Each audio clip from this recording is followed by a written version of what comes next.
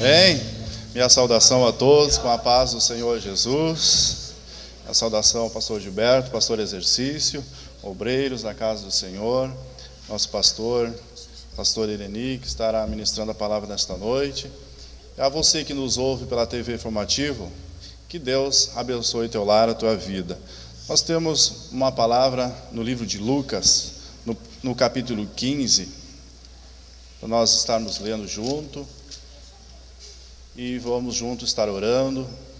Vamos continuar orando pelo nosso pastor presidente, o pastor Aldino Krieger, que se encontra em viagem missionária ali na Europa, onde está ministrando a palavra de Deus em várias igrejas por onde passa ali naquele país. Esta palavra ela é bastante conhecida, então eu quero só ler o final do versículo 23 do capítulo 15, que diz: tragam um novilho gordo e matem-nos, vamos fazer uma festa e alegrar-nos. Amém? Vamos juntos nos alegrar nesta noite, que Deus estará abençoando. Abençoou, te deu um dia abençoado, te deu uma semana abençoada, e você está aqui nesta noite feliz, alegre, agradecendo por esta oportunidade de poder estar aqui. E vamos juntos nos alegrar, vamos juntos fazer esta festa espiritual na presença do Senhor. Por gentileza, permaneça ainda em pé. Eu quero, nesse momento, dar as boas-vindas às pessoas que chegaram após o início do nosso trabalho. E nesse momento nós queremos saudar a todos vocês que vieram para essa grande festa, para ouvir a palavra de Deus. Queridos, nós temos certeza que quando viemos para cá, Deus tem preparado algo para nós, uma palavra de vitória para a tua vida, uma palavra de mudança, e nessa noite estamos felizes e alegres por estar aqui na presença do Senhor. De imediato quero apresentar todas as pessoas que estão nos visitando. Deus abençoe todos vocês, queridos visitantes que vêm pela primeira vez, vocês que já vieram em mais cultos, vocês são sempre bem-vindos aqui. E nós temos a honra nessa noite de receber nosso querido pastor Ironi Fernandes, da cidade de Curitiba. O pastor Ironi já há algum tempo vem abençoando essa igreja através do seu ministério. Também a sua esposa, a irmã Lloyd, é isso, né? E às vezes eu confundo os nomes, tá? Porque eu tenho outras pessoas amigas que têm nome semelhante ao seu, irmão. Mas seja bem-vindo nessa noite. Deus abençoe esse casal querido que vem nos abençoar. Ontem à noite, ali no bairro Moinhos d'Água, uma grande festa, uma palavra de Deus para os nossos corações. E hoje pela manhã, quem veio para a escola dominical, olha, foi abençoado, né? Foi um negócio fantástico. Quem estava aqui nessa manhã, Deus falou muito forte aos nossos corações. Uma palavra maravilhosa. E nessa noite tem algo especial para você. Levante tua mão comigo e diga assim, ó: sois bem-vindos em nome de Jesus. Amém.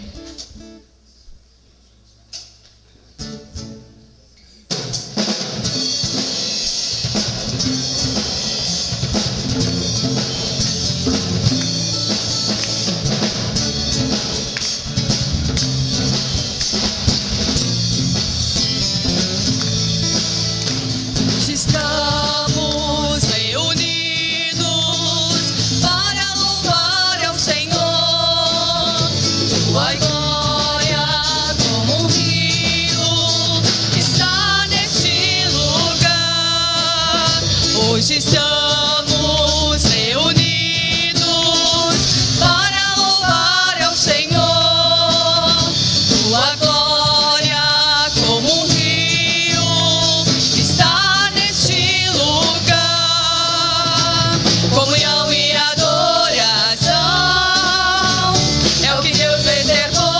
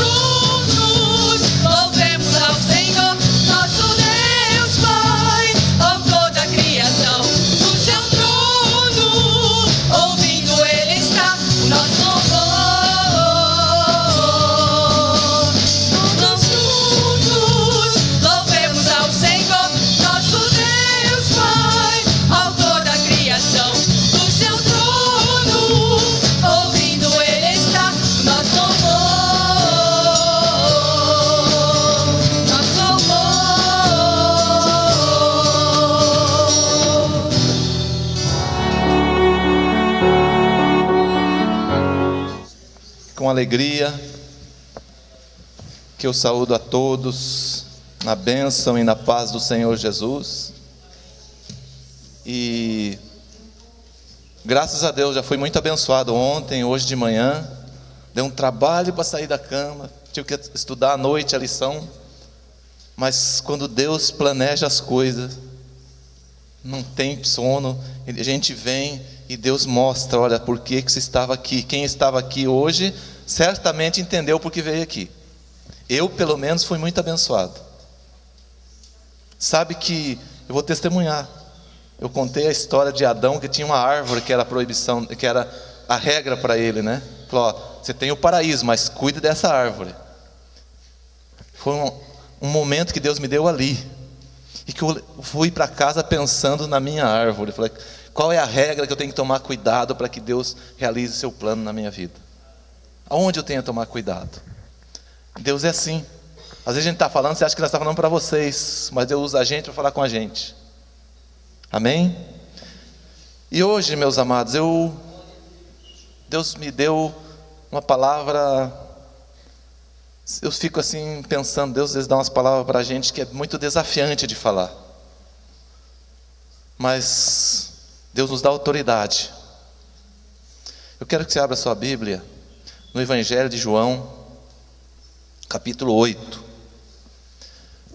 E eu quero falar, porque talvez as pessoas que estão vendo, vão ver pela TV, elas verem a igreja como aquele lugar, falar, você é daquela igreja que não pode isso, não pode aquilo? Você é daquela igreja que as mulheres se vestem assim ou do outro jeito, que o homem anda assim, o que não pode isso? A igreja é vista como um conjunto de regras. E Deus me mandou tocar nesse assunto hoje. E aqui, nesse texto, reproduz exatamente onde Deus quer que nós refletimos hoje. João capítulo 8, do verso 1 em diante, né? Diz assim: Jesus, porém, foi para o monte das oliveiras. Ao amanhecer, ele apareceu novamente no templo, presta atenção, onde todo o povo se reuniu ao seu redor e assentou para ensiná-lo. E ele se assentou para ensiná-lo. Os mestres da lei e os fariseus trouxeram-lhe para o templo uma mulher surpreendida em adultério. Fizeram-no ficar em pé diante de todos e disseram a Jesus: Mestre, esta mulher foi surpreendida em ato de adultério. Na lei de Moisés, na regra que nós vivemos, ela precisa ser apedrejada. O Senhor o que diz? Eles estavam usando essa pergunta como uma armadilha a fim de ter uma base para acusá-lo. Mas Jesus inclinou-se e começou a escrever no chão com o dedo. Visto que continuava a interrogá-lo, ele se levantou e disse: Se algum de vocês estiver sem pecado, seja o primeiro a tirar a pedra nela. Inclinou-se novamente e continuou escrevendo no chão. E os que ouviram foram saindo, um de cada vez, começando pelos mais velhos. Jesus ficou só com a mulher em pé diante dele. Então pôs-se de pé e perguntou-lhe: Mulher, onde estão eles? Ninguém a condenou? Falou: Ninguém, Senhor, disse ela. Declarou Jesus: Eu também não te condeno. Agora vá e abandone a sua vida de pecado. Este texto, ele nos traz um exemplo onde nós conseguimos entender e viver a diferença entre a religião e o evangelho, entre uma vida religiosa e uma vida impactada pelo evangelho. Quando nós nos conhecemos, a grande maioria aqui conhecemos a igreja por igreja, né? A maioria viveu um cenário parecido com isso, ou conheceu, ou ouviu falar. E isso fez a imagem da igreja ir para fora, das igrejas, né? Porque as igrejas protestantes nasceram de uma contestação de algumas regras, mas criaram as suas próprias regras, e a igreja precisa ter isso. Porque as pessoas hoje, a maioria não consegue discernir que tem coisas que a igreja exige, que são regras da igreja, como uma associação, como uma disciplina, como uma regra de convivência. E tem outras coisas que são princípios inegociáveis do evangelho. E quando você mistura tudo isso, as coisas de repente começam a ficar mal entendidas, né? Então nós vemos nesse cenário, quem tinha nesse cenário lá? Eu ressaltei na leitura do texto que Jesus estava onde? No templo. Ele foi para o Monte das Oliveiras e depois veio ao templo. E a Bíblia diz que os religiosos da época trouxeram, então vieram para onde? Para o templo. E o povo estava no templo. Então aquilo que seria um lugar de adoração a Deus transformou-se em o quê? Num tribunal. E nesse cenário tinha quem? Tinha os religiosos, tinha a mulher pecadora, segundo eles, tinha o povo e tinha uma figura oculta, né? Porque ela foi surpreendida em adultério. Em algum lugar alguém com as calças na mão estava correndo, né? E esse camarada ficou oculto aqui. E a regra dizia, você tem que apedrejar os dois, não era um só. Mas não sei por que as igrejas sempre implicaram com as mulheres, né? Não é verdade? O casal casa, vem para a igreja, né? O camarada antigamente botava um terno bonito, igual eu assim, né? E a mulher muitas vezes era obrigada a se embagulhar inteirinha para vir para a igreja. Não podia se dar uma caprichada, não podia cuidar do cabelo, não podia. E isso foi uma regra que viveu. Muitos de vocês viveram isso. E muitos vivem. E não estou dizendo faça ou não faça, estou trazendo uma realidade para nós podermos analisar isso, né? Para nós podermos visualizar um evangelho que liberta, não uma igreja, uma regra que escraviza. Então Jesus no templo virou um tribunal. Eu já falei aqui nessa igreja que igreja é hospital, igreja não é tribunal. Igreja é hospital para aquela pessoa que está com o coração machucado, que precisa da paz, vem aqui e canta assim: grande é o nosso Deus e as obras que Ele faz, né?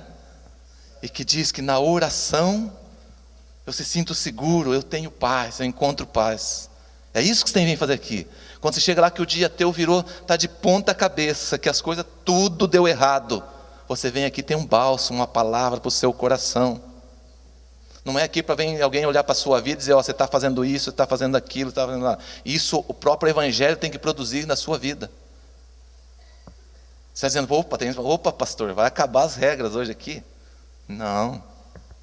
Talvez acabe o jeito que você entende essas regras, né? E na realidade, quem que trouxe essa mulher? Não foram as pessoas de fora: ah, você é crente, né? Você faz isso. Não. Foram as próprias pessoas do templo. Senhor, olha aqui, ó. Olha essa mulher aqui, ó. Nós agora estamos aqui, pegamos no flagrante delito.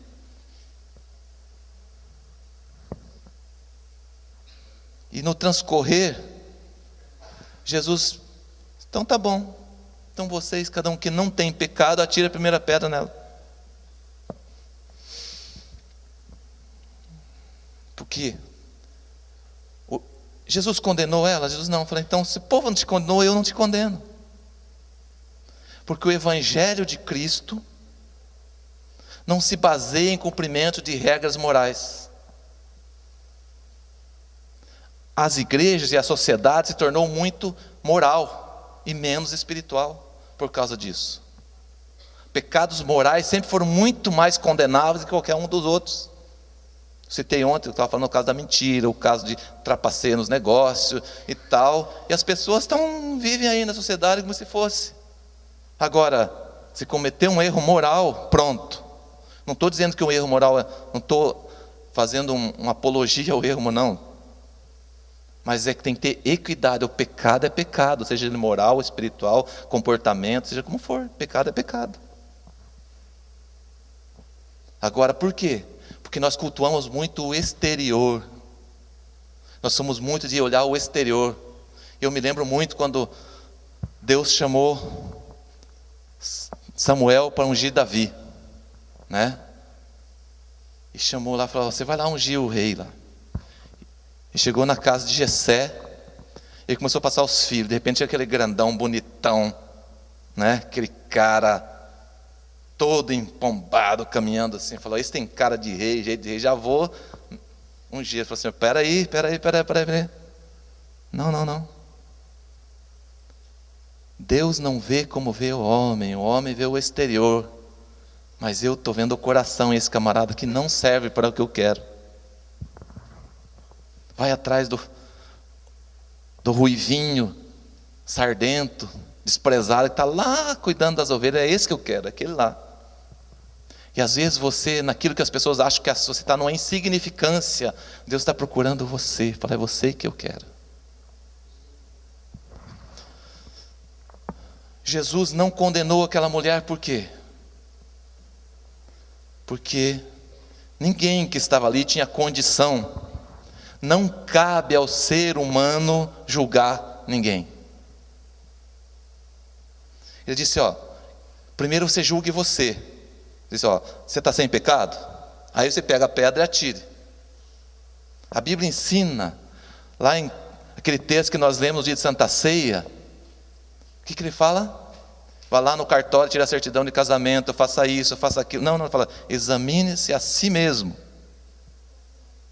Olha o seu irmão, como é que ele está. Não, ele fala: a si mesmo.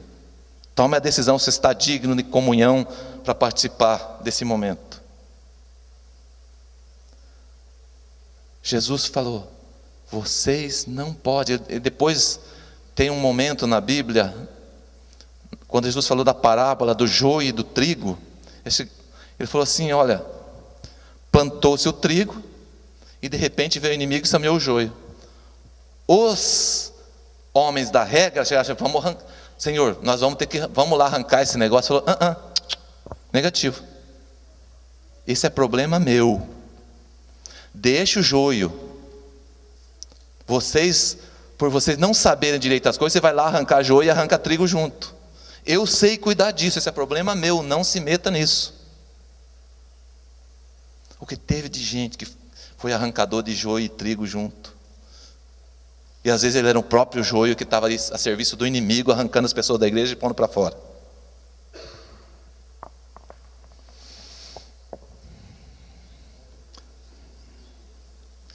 E aí, por que as regras fazem mal se elas não forem entendidas?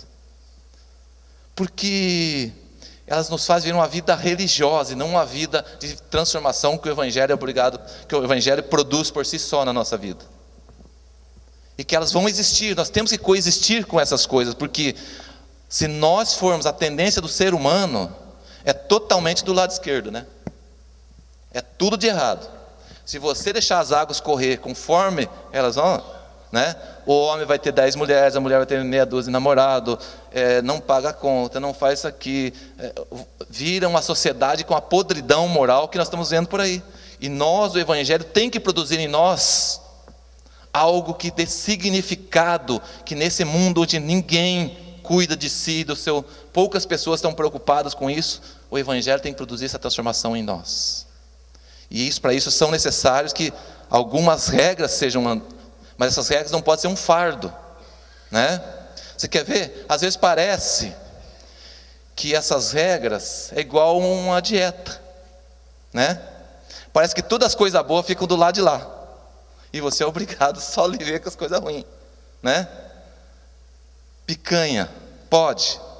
Não, só sem gordurinha. Mas o bom é a gordura. E aí?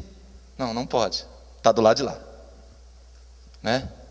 Aquele hambúrguer com ovo, um x-egg ali, bacana, gorduroso, assim, fala: pode? Não pode, está do lado de lá, né?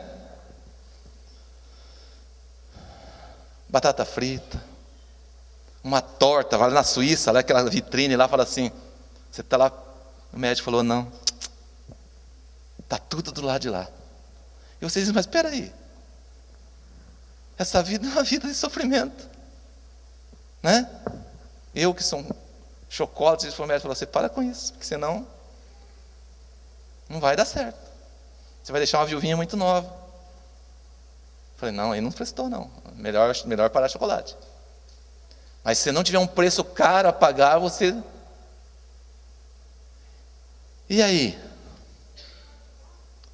Quando a gente vê... E as coisas que estão do lado de cá parecem sem graça, né? Pão integral, sem margarina, sem graça. Salada. Não, você vai comer só salada hoje. Fazer exercício, levantar cedo, fazer caminhada. Tudo do lado de cá. Falei, poxa. Né? E se nós trouxermos isso para dentro da nossa convivência, se você não tiver verdadeiramente o conhecimento que é o Evangelho, se é uma pessoa apenas religiosa, parece que Deus é um estraga-prazer. Como diz aquela música do Roberto Carlos, né, que diz assim, parece que tudo que eu gosto é ilegal, imoral ou engorda. Você se sente tolhido, fala, peraí, esse negócio aqui é um estraga-prazer, igreja, Deus, Ele só está dizendo para não fazer as coisas boas da vida. Não posso fazer uma bebedeira com meus amigos. Não posso sair dar uma aventura fora do casamento. O jovem não pode ter sexo antes do casamento. E vem, não pode isso, e não pode aquilo, e não pode isso, e não pode aquilo. Que se a pessoa estiver por um simples fator de estar numa igreja e ser um religioso, isso se torna um fardo. E agora? Pastor, estou curioso onde isso vai chegar, essa conversa aqui. Na realidade, na minha juventude, eu padeci demais, como muitos de nós aqui, da nossa geração, por perto dela. Por quê? A gente viveu numa igreja só por causa das regras, e demorou demais conhecer a Cristo, dentro da igreja. Porque nós brigávamos com a regra todo dia, toda hora, escapava, não podia jogar futebol, de jeito nenhum. Mas nós escapávamos e tínhamos que ir lá jogar uma bolinha, né? Porque, pelo amor de Deus, carne é fraca. E aquilo foi produzindo em muitos uma irritação com esse negócio, porque se você não conhecer verdadeiramente, tiver uma experiência com Deus, isso é chato demais, não tem como suportar. Não dá. As irmãs naquele inverno danado, o maridão pondo aquela calça, uma calça por baixo, ela de saia. Eu falei, tá bom. Muitas xingavam o mundo por causa disso. Que Deus é esse? Que negócio é esse? E se fizesse alguma outra coisa, vinha ficar na frente, em pé dos irmãos, e pedra nele. Que evangelho é esse? A Bíblia que nós estamos lendo aqui é a mesma. E Jesus, eu não consigo ver coisa mais clara de Jesus diz aqui, espera aí. Vocês não têm autoridade para jogar pedra em ninguém, porque você, de uma forma ou outra, todos nós somos pecadores. E aí me fez essas regras, né? Sabe o que isso produziu? Uma coisa, eu vou falar para vocês, não sei se aqui tem, né? Por exemplo, eu falei ontem, eu vou falar de novo. Saia curtinha, não pode. Está do lado de lá. E tem que ficar do lado de lá mesmo. Eu vou avisar que eu falei ontem lá tem muitos que estavam aqui, falei o seguinte, falei, olha, isso é porque, não é por causa da saia, é por causa da decência, para você não se tornar uma coisa de provocação para outras pessoas. O que a Bíblia ensina na veste não é que não pode vestir isso, ou calça ou aquilo. Tem calça comprida que é pior do que mini saia. Tem saia, tem gente que põe a saia, eu vejo na igreja, fica querendo produzir um milagre, né? Ela tem uma saia quando tinha 3 anos de idade, usou o mesmo tecido e fez outra para agora, e vem na igreja que é aquela estica. Mas então não põe, pô. Aqui em todo lugar está assim. Falei, vou ter que dizer para os irmãos, montar uma fábrica de tecido elástico para vender para as irmãs. E aí tem do lado dos homens também coisas de comportamentos assim que a gente quer insistir, porque essa é a nossa natureza. Mas Jesus diz assim: porque você fez isso, aconteceu com você está condenado. Não. Nós estamos aqui orientando e dizendo: o Evangelho é diferente. O Evangelho produz algo em você que você por si só conclui que esse não é o melhor caminho. O Evangelho tem que produzir em nós o prazer de viver debaixo dessas regras, mas sabendo que isso tem uma razão, que isso tem um sentido. Não porque o pastor, ou porque a igreja, porque isso, mas porque Cristo quer que nós sejamos alguém que impacte esse mundo, que impacte na sociedade, que diga para as pessoas: tem um jeito de viver que produz algo bom em nós. Nós conversávamos hoje na casa do irmão Estevão, e a gente falava: não, tem dia que falando sobre casamento, tem dia que a coisa está feia, e o casal vai, escuta bem, está feio na sua casa, vai orar junto, né? Vai orar junto. Aí a sogra, a irmã Esther, né, falou assim: ainda bem que a gente tem esse escape de orar. Isso é evangelho. Está difícil, você chama a esposa, não é assim: vem aqui, vamos orar. Não, não é assim, né? Mas você tem um momento com ela, se põe diante de Deus e fala: Senhor, nós não conseguimos achar um ponto de equilíbrio entre nós dois, está feia a coisa aqui, nós estamos aqui implorando a tua ajuda. Nós vamos ficar, nós estamos meio assim, né? Dormindo igual o parênteses trocado, né? Desse jeito assim. Mas eu quero, Senhor, nós queremos ter aquela comunhão que nós sempre tivemos. Nós vivemos tantos anos juntos. E o Evangelho produz nesse casal um meio termo, onde os dois de repente conversam, e aquele momento de comunhão juntos diante de Deus produz o milagre da comunhão retornar e continuar vivendo alegre e feliz. E aí eu anotei, e aqui quando o irmão leu a parábola do filho pródigo, essa palavra, eu vou dizer ela rapidinho. Aconteceu o seguinte: um pai tinha 2 filhos, um deles falou: peraí, não aguento essas regras aqui, eu quero metade da minha herança e vou embora. Saiu, moeu tudo que tinha, tudo que ganhou, estava passando na cidade e resolveu voltar. Voltou para o pai. Quando ele voltou, outro irmão falou: peraí, o bacana lá sai, pega o dinheiro dele, moe tudo e vem aqui, você ainda faz festa para receber ele. Então esse filho, na hora que ele quis sair, o que ele achou? Tudo que é bom está do lado de lá, eu vou atrás disso. E o que ele encontrou do lado de lá? Coisa muito pior do que ele achava que estava do lado de cá. E a coisa mais consciente que ele fez e mais coerente foi que ele: não vou voltar para o lado de cá, é aqui, na casa do pai. Quem conhece o lado de cá, se você acha que está o lado de lá o melhor e vai para lá, você nunca mais, você não consegue ter paz e tranquilidade lá, porque sempre você vai estar sabendo que o bom está do lado de cá. Eu fiz alguns paralelos, né, sobre religião e evangelho. Eu vou rapidamente aqui meditar com vocês sobre alguns desses paralelos. A religião faz você pensar que Deus é um tira-prazer, né? O Evangelho faz você conhecer o amor de Deus e viver feliz em retidão. Porque se você for apenas religioso, se você sente o peso de que as chamadas regras do Evangelho da igreja são difíceis para você viver com elas, é porque você está vendo a vida religiosa. O Evangelho produz a felicidade e você convive com tranquilidade com essas regras, né? A regra visa enquadrar comportamentos humanos. O Evangelho busca formar a integridade do homem. Você vê que a maioria dessas regras diz respeito ao exterior, ao comportamento moral, né?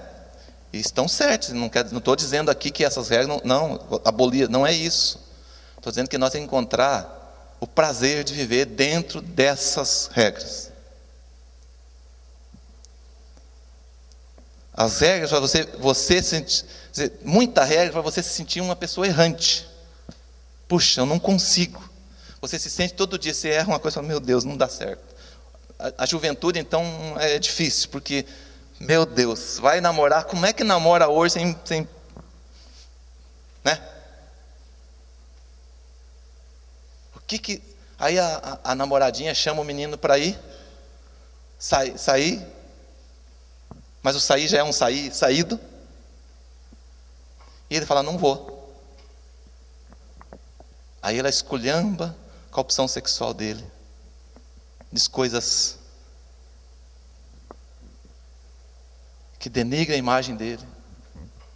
Não, maior, você não é homem. Mas ele, se ele for um religioso, ou ele cai, ou ele volta revoltado para casa por causa dessa regra. Que sexo é depois do casamento. Se ele tiver o evangelho produzindo mudança na vida dele, ele fala: Senhor, obrigado, foi difícil porque a carne é fraca, mas eu venci mais uma vez. E volta feliz com Jesus, fala: Senhor, está duro de aguentar, eu estou com vontade de ir lá, porque dentro de nós, eu falei hoje de manhã que quando você aceita Jesus, os teus hormônios não se convertem, não. Você tem que trabalhar e cuidar deles a vida toda. E ele volta para casa, espero eu, com o resultado do evangelho na sua vida, de Cristo, dizendo: Senhor, eu estou com vontade imensa de ir lá, de sair, de fazer, mas eu estou vencendo, estou aqui para mim vencer comigo mesmo. Isso não é uma regra de vida para mim. Isso faz parte do meu propósito de servir a Deus. Não tem dúvida. Então, as regras para você sentir um errante. O Evangelho, o amor de Cristo, onde o Evangelho entende que somos pecadores. O Evangelho entende isso. E nele tem duas figuras importantíssimas que são essência da nossa vida de pecador para viver o Evangelho, que são o arrependimento e o perdão. Por mais que você no momento lá, errei, sou um errante, mas Senhor, estou arrependido.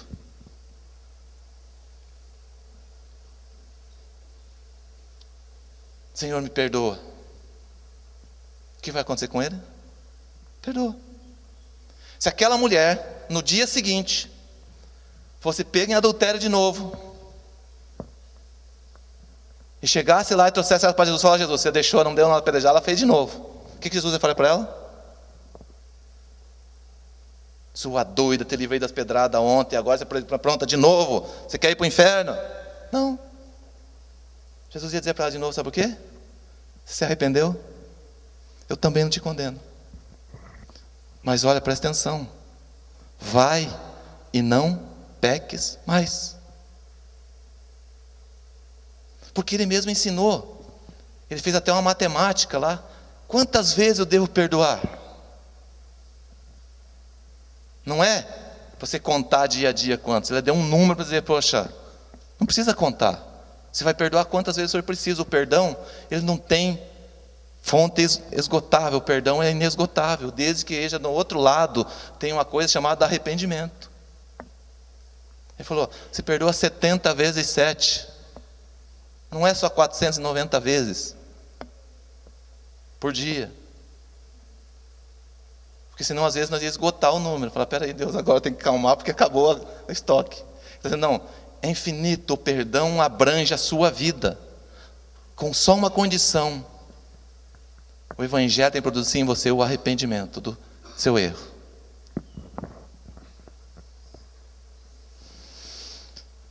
As regras enquadram, obrigam, corrigem, penalizam, mas não muda a pessoa. A regra enquadra a pessoa. Se você acha que é uma regra, ela enquadra.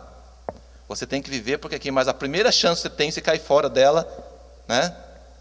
Tem muitas pessoas que eu conheci que o sonho dele era completar 18 anos, ou ter o seu trabalho para poder sair da casa do pai e viver a vida que ele achava que tinha que viver, porque ele vivia dentro de uma regra imposta para ele.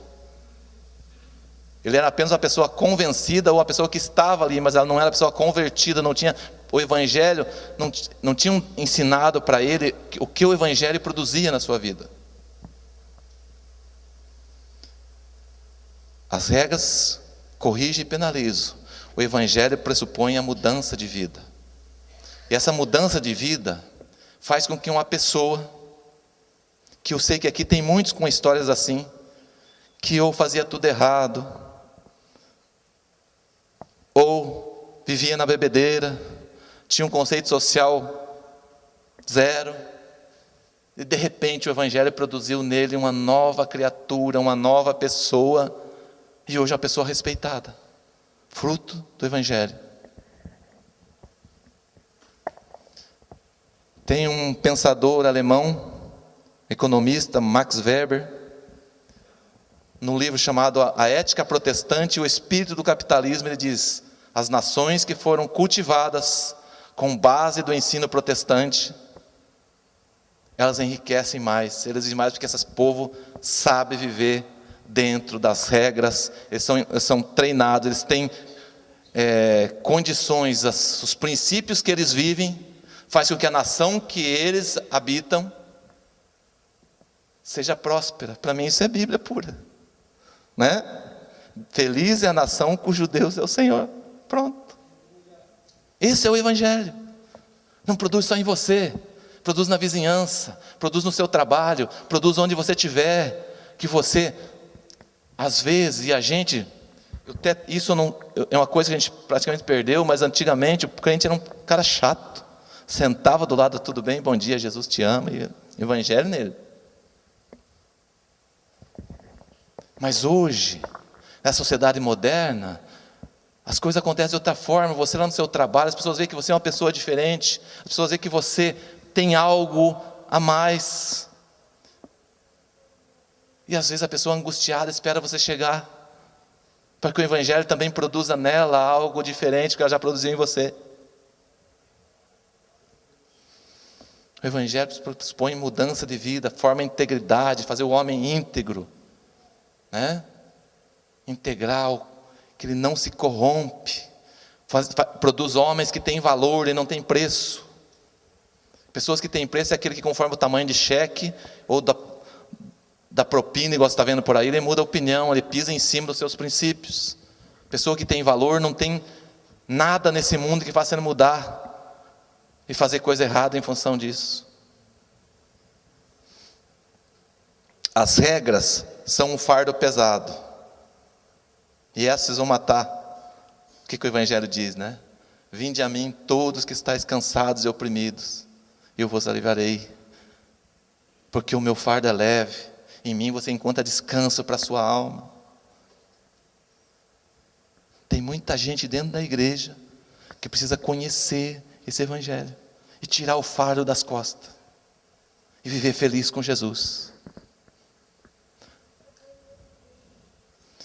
Por que o fardo, depois que se encontra Jesus, o fardo é leve?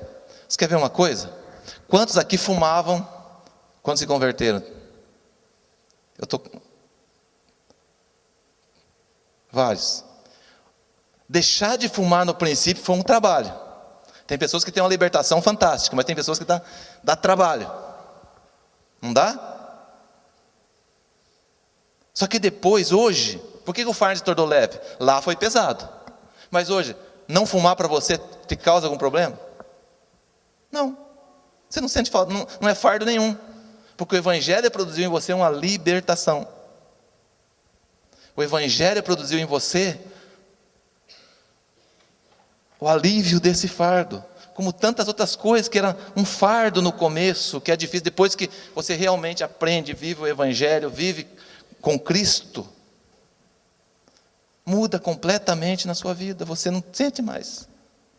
Assim acontece com quem bebia, com quem fazia um monte de coisa, depois que o Evangelho produziu nele o efeito real da conversão, da vida com Cristo, o fardo é leve. Jesus aliviou para ele. E quem sente falta disso, e quem tem dificuldade que o fardo ainda está pesado, porque precisa experimentar que o Evangelho produz em sua vida essa libertação. Eu vou repetir, porque o Senhor hoje quer libertar você desse fardo. Tem coisas da tua vida, das regras que você vive, que você é um fardo pesado. E Jesus te diz hoje: o meu fardo é leve. O Evangelho vai produzir em você hoje algo que vai aliviar seu fardo. Aceitar Jesus não é pegar um livrinho de regras, e sim se propor a cada dia entrar num processo de santificação e mudança de vida. A igreja não é uma linha de produção de santos prontos, e sim um processo de produção de santos, todo dia, que a gente vai um pouquinho para frente, vai um pouquinho para trás, vai e luta, e vamos. O processo de santificação é isso. O dia que você se achar santo, você começou a perder tudo. O dia que você achar perfeito, você começou a perder tudo. Quando nós recebemos a responsabilidade de ser um pastor, se nós acharmos, agora sim, agora eu sou pastor, só me chame de pastor Eroni, perdi tudo. Isso para mim não foi um privilégio, não é um privilégio, é uma responsabilidade. Porque aumentou em muito a responsabilidade com que eu tenho que viver, mas com mais cuidado, que eu tenho que ter uma família com mais cuidado, que eu tenho que estar em todos os lugares com mais cuidado ainda, muito mais. E que cada dia na minha vida o Evangelho precisa produzir isso. As pessoas que estão do meu lado têm que saber que ao conversar com a gente, ela espera algo. E tem aquelas vezes que a pessoa vem se aconselhar com a gente, ela conta a história dela e fala assim, meu Deus, o que eu vou dizer? E a pessoa não quer sair dali sem a resposta. Se você não viver em extrema comunhão com Deus, que Deus naquele momento ministre sobre você sabedoria, para ensinar, para aconselhar. Então, é um privilégio, mas é uma responsabilidade. Mas tem pessoas que só acham que é o privilégio. Como é muito da nossa forma humana, né?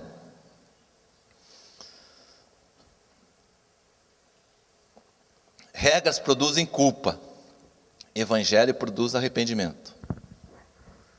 Gente, o que eu vivi carregando culpa na minha juventude dentro da igreja, você não faz ideia. Você faz porque você também viveu muito aqui, né? Não foi só comigo que aconteceu, correto, obreiros? Teve mais alguém que também passou isso? Culpa por causa das regras. E você achava ainda, por mais ainda não concordava com aquilo. Não, esse negócio não pode, esse negócio é assim. Esses caras estão pegando no meu pé. Por quê? Porque eu estava um frequentador de igreja, eu não estava deixando o Evangelho produzir em mim o fruto que ele tem que produzir. E aí fica difícil. Concluindo, meus irmãos, a religião é algo muito fútil e exterior. A vida religiosa, ela te faz, a coisa é o ritual. Você pode ser a mesma pessoa, vir aqui tocar, cantar, dirigir o culto, ficar lá fazendo a recepção, como um religioso. Mas quando você tem o Espírito de Deus na vida e você chega aqui e fala assim, vamos adorar ao Senhor. Você sendo um verdadeiro adorador, começa a produzir nos demais um efeito da adoração a Deus. E a presença de Deus é manifesta no lugar. E as coisas acontecem diferente, porque isso não é, o Evangelho é interior. Às vezes você pode até estar naquele momento de dificuldade na sua vida, mas lá no seu interior, você se agiganta, porque o Evangelho produz em você um contato com Deus, e quando você tem contato com Deus, as coisas grandes ficam pequenas, os problemas grandes se tornam pequenos. E você olha as pessoas e olha nela, não é uma pessoa que está errando as regras, como a religião às vezes faz nos pensar, mas olha nela uma pessoa que tem oportunidade a mais e mais, cada um de nós, do Evangelho produzir melhoras na sua vida a cada dia. Uma pessoa caída não é aquele lá é uma treva. A religião produz esse tipo de expressão. O Evangelho fala que lá é uma pessoa que precisa eu me abaixar, dar a mão para ela e ajudá-la a levantar. Ela caiu de novo, eu vou lá de novo, quantas vezes for preciso. Esse é o amor de Cristo que nós precisamos pregar. Esse é o amor de Cristo que nós precisamos viver. E se nós não vivermos isso, se você não vive isso, se o Evangelho não produz isso em você, se o Evangelho, se você ainda é egoísta, cuida muito das suas coisas. Você quer ver? Lá em Atos dos Apóstolos, quando houve a manifestação plena de Pentecostes, do poder de Deus, o que a primeira coisa produziu nas pessoas? Comunhão de tudo. Eles vendiam o que tinham e traziam para repartir com os outros. Faziam as refeições, se reuniam e faziam churrasquinho em comum lá, né? Por quê? Porque o Evangelho verdadeiro, quando ele produz efeito pleno nas nossas vidas, o meu eu e o meu some da nossa vida. Agora arruinou a conversa. Porque isso é um lado que a gente tem muita dificuldade. E você achou, fala, poxa, mas agora não. Você tem que sentir que está num processo de melhora. Eu estou brigando com o meu eu todo dia. Né? Quando a música foi perfeita, sou eu. Quando não ficou, foi o outro. O Evangelho precisa produzir algo na vida. O coral cantou maravilhosamente bem. Fui eu. Não cantou? Foi as irmãs. Estou brincando com a Rosângela porque eu sei que ela entende isso. Ela é madura e a gente fala assim. É esse tipo de coisa que, na realidade, eu acho que não sei se eu já falei aqui, o que é o nosso ego? Estão vendo esse copo d'água aqui? Por que nós temos que vencer a nós mesmos? O nosso ego, o espaço na nossa vida é isso aqui. Nesse recipiente tem que caber Jesus, tem que caber Cristo e nós. E o eu. Tá certo? E se você encher esse recipiente de eu, não cabe Jesus. E quanto mais você renuncia a você, olha aqui, está meio a meio, já está ficando bom. Mas quanto mais você renuncia uma gotinha de você, mais Cristo cabe na sua vida. Mais os efeitos do Evangelho produzidos na sua vida, e mais felicidade em servir a Deus você tem, e mais alegria Deus tem ao ver o esforço que você está tendo para vencer a você mesmo. Esse é o Evangelho. E quando você, todas as regras, todas as coisas, tudo aquilo que diz, você não acha, você está do contra, é porque o teu copo está cheio de você. Você precisa derramar um pouquinho cada dia. E abrir espaço para o Evangelho de Cristo produzir isso na sua vida. Isso é Evangelho. É disso que nós venhamos aqui todos os dias para aprender. É disso que lá na sua casa, quando você se assenta à mesa para uma refeição e agradece pelo alimento, não é um ritual que a igreja ensina você a fazer, e sim algo que o Evangelho te produz gratidão na sua vida. Então, a religião é moral exterior, o Evangelho é espiritual e interior. E aí, mas espera aí, mas então não tem nada a ver o exterior? O exterior é uma consequência que quando tem Cristo dentro de você, e a tua espiritualidade, comunhão com Deus, o exterior é uma consequência. Você já sabe, isso aqui não precisa me dizer porque eu não me sinto bem assim. Você já percebeu? Às vezes você vai lá, você faz alguma coisa assim, fala, poxa, eu podia ter feito isso diferente. O que é? É o caráter de Cristo agindo na sua vida. Às vezes você nem errou, mas você sabia que podia fazer melhor. Você nem fez algo assim, condenável, mas você diz, olha, eu podia ter feito melhor. São os efeitos de Cristo que está falando com você. E as pessoas, às vezes, elas não se sintonizam, né? Porque Cristo está falando com você todos os dias, toda hora. Falou, não faz isso, cuida com isso, vai lá. Só que é igual ao rádio, né? Se você estiver sintonizado noutra frequência, você não vai ouvir nada. Você está sintonizado só no seu trabalho. O seu Deus é o seu trabalho. O seu Deus é a sua profissão. O seu Deus é o dinheiro. O seu Deus é o seu carro. Está preocupado com isso? O seu Deus é a sua função aqui na igreja. Tem gente que frequenta a igreja por causa da função dela. Está sintonizada a outra frequência. Deus está falando, não, tá bom o que você está fazendo aí, mas eu quero mais de você. Eu quero você. Não quero o teu trabalho só. Eu quero você, eu quero o coração. Mas então, muita coisa que eu falo, acontece comigo. Eu estou perdendo meu tempo aqui, como é que é? Né? Não. Você está dentro, estar aqui ouvindo isso faz parte do processo que Deus está tratando com você. Todo dia um passo. Você não vai do zero à perfeição num dia, mas você dá um passo em direção à perfeição.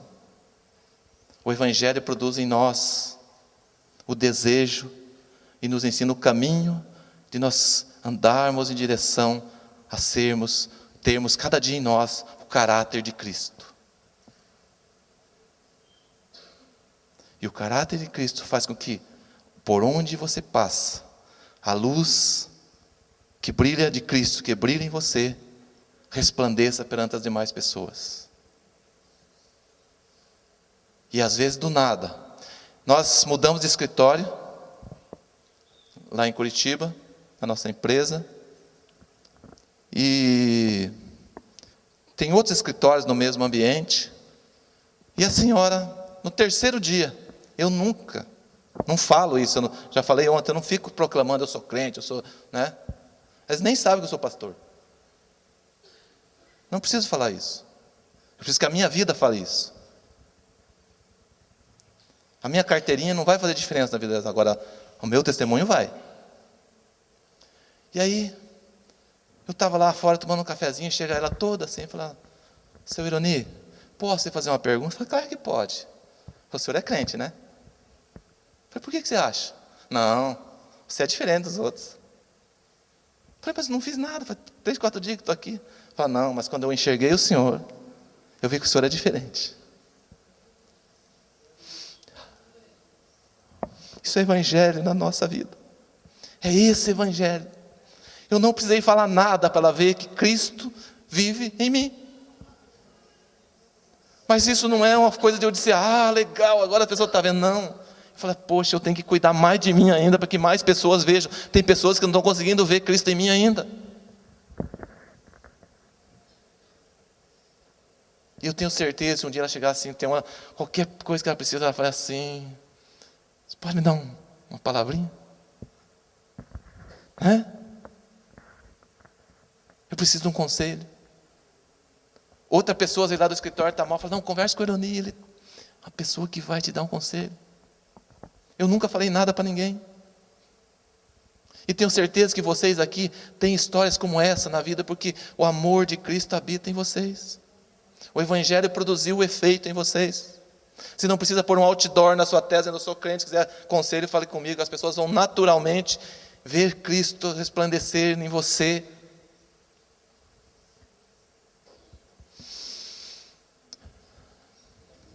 Você não precisa sofrer com as regras. Você precisa Cristo na sua vida para que essas regras se tornem coisa natural e consequência dele na sua vida. É exatamente ao contrário. Não é você que vive em função das regras, e sim, as regras acontecem porque Cristo em você produz o discernimento de fazer o que é certo e o que é errado, e você já sabe o que não deve fazer. E faz você entender também que as outras pessoas são errantes igual nós, mas que estão num trabalho, num processo de busca de um Cristo que muda a vida. Não estão atrás de uma igreja que dá regras para ela viver. Eles estão atrás de um Cristo que muda vidas. Um Cristo que morreu para mudar a minha, para mudar a vida do pastor Gilberto, desses obreiros aqui, de todas de vocês. E cada um tem uma história linda, mais linda do que a outra. Tem experiência de conviver com Cristo. É esse evangelho que nós temos que pregar. E quando nós pregamos esse evangelho lá fora, as pessoas vêm aqui. Eu vejo aqui, um ganhando mais um. Se você for levar uma igreja lá para as pessoas, eu repeti isso em todas as vezes que eu falei, e repito aqui de novo. As pessoas não vão querer, elas não estão precisando de uma igreja. Mas leva Cristo para ela, que a igreja acaba sendo uma necessidade dela. Reparte esse Cristo, a alegria que você tem. Porque o que acontece? O Evangelho produz. Você já percebeu um novo convertido como ele é? Vamos na igreja, ele vai e corre e fala do Evangelho, fala para o tio, ele quer acordar de madrugada, ele na casa do outro, falar de Jesus para ele, igual uma criança que ganha um presente. Quem dera isso não morresse em nós. Mas no seu ritmo, não deixe de fazer isso. Não precisa levantar de madrugada, sem nenhuma razão e sair. Mas onde você estiver, onde você passar, saiba que as pessoas precisam desse Evangelho. As pessoas não precisam desta igreja, ou daquela igreja. E sim, precisam de Jesus.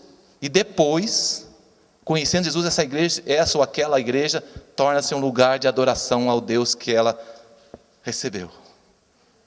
Fica indispensável. Nós queremos fazer o caminho contrário. Vamos levar a pessoa para a igreja. Claro que ela vindo aqui, ela vai encontrar Jesus também.